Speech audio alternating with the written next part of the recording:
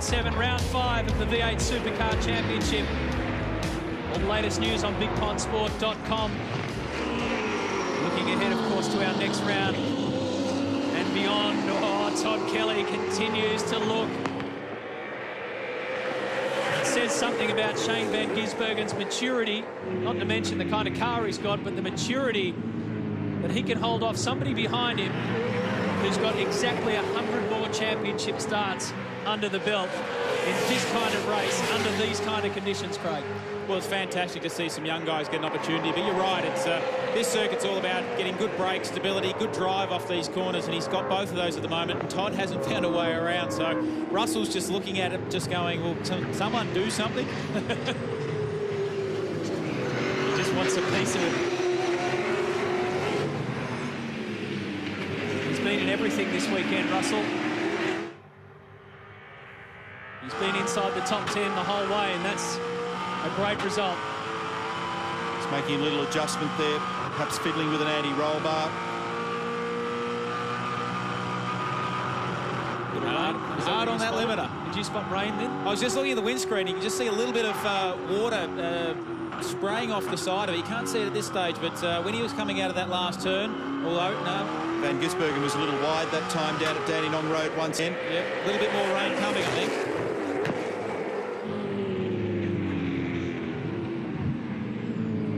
This is just amazing that it could go on for this long at that intensity. Wee-haw. There goes Michael Petrucci. He got back on. So, on lap 35 of 39, if it stays like this, Mark Winterbottom will have the championship lead over Garth Tander. Jamie Whincup will push up into third, ahead of Rick Kelly.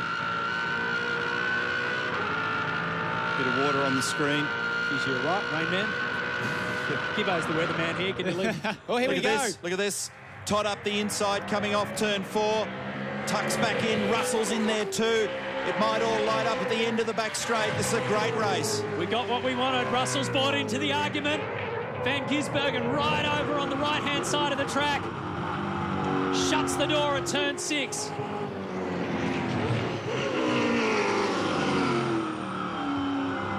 The lights are glowing. It's so dark out there.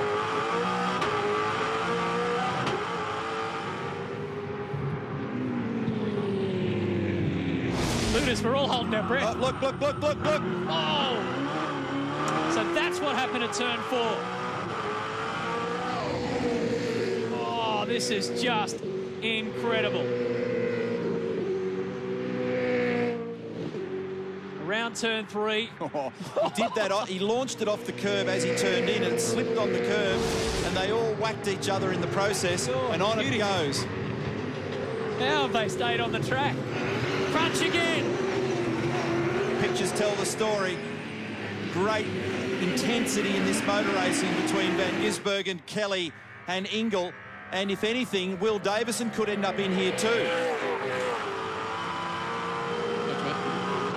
I was talking to Larry Perkins before. He's a little bit frustrated. Obviously, you can see that Todd's trying very hard to get through. He even hinted at the bad sportsmanship flag for Shane. Quite a few drivers are also having a significant grizzle about the lack of light out there too. Not happy that they just frankly can't see, and it's difficult to describe, but what we're seeing on screen here is not a true indication of just how dark it is out there. The lights and the brakes and the giveaway. But if one thing is for certain, it's that Todd Kelly can really see Shane Van Gisbergen. He has not let him out of his sight. He won't let go. The rain's coming down now.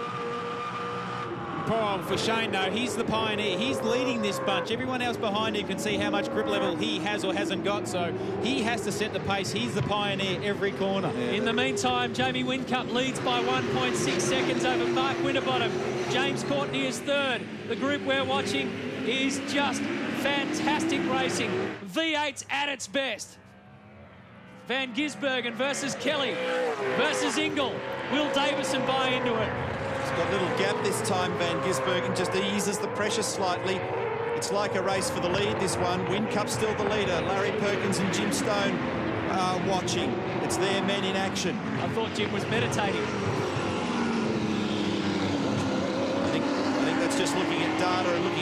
holding your breath. That's what that is. Exactly. Well, his young charge has just done a terrific job, and Larry would be happy too. A little bit of frustration that he can't get past Toddler, but he's pushing. Gee, is he giving it everything or what? The most patient man at the moment has got to be Russell Ingall. Todd makes his ground at the northern end of the circuit, gets all over him off the back straight and up at Dandenong Road and the subsequent bits of road. And then Van Gisbergen just gets away a little bit down at the southern end, gives himself the breather he needs to survive at the end of the back straight.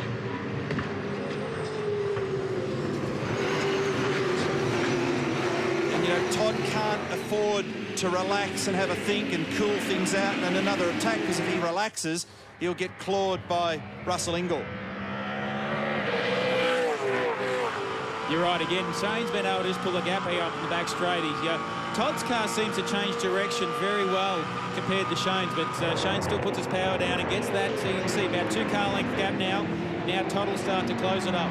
Yeah, Todd seems to be riding the bumps pretty well. He's able to get over this one down here very well. The curbing there, he can use, he's hungry, uses all the road width and a little bit more, brushes the tyres on the way through, claws his way back to almost the very back of the Ford, and then loses a bit of ground again. We're on the final lap. One thing's for certain.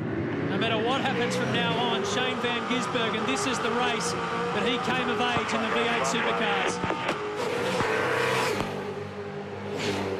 In some ways, this is a better performance than the second he got in race 2, because he's just been under it all, and he's held them off.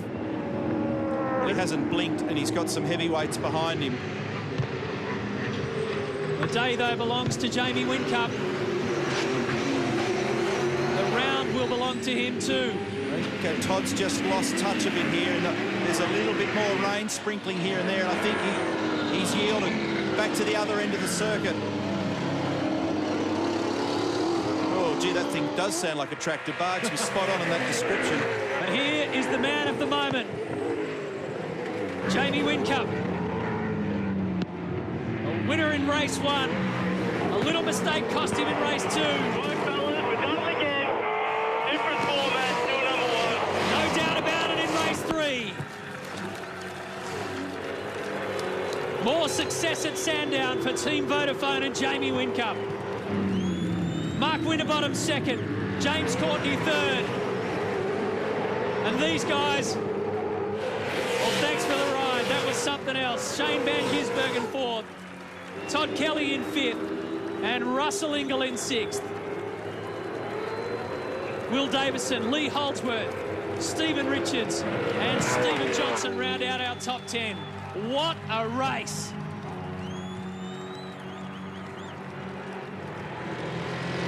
As Jamie makes his way back in, we're going to let you go, Craig, so you can be there to congratulate him. Thanks, mate. No problem. Thanks, guys. Hopefully I can put more action on track than back here in the commentary box. We like having you here, but we'd rather see you out there do your job. Thanks, I'm with mate. you. Thanks. See you next round. Wow. Well, Jamie had his hands full in a different way. When he sits back and watches what was going on behind him, he'll realise that he was part of a very special race today. He led the way. He was faultless when it mattered. Yeah, that's a championship-winning drive from Whincup across a weekend of massively varying conditions, and when you can prevail on a weekend like this, the easier weekends, you're going to look pretty good. And credit to for Mark Winterbottom.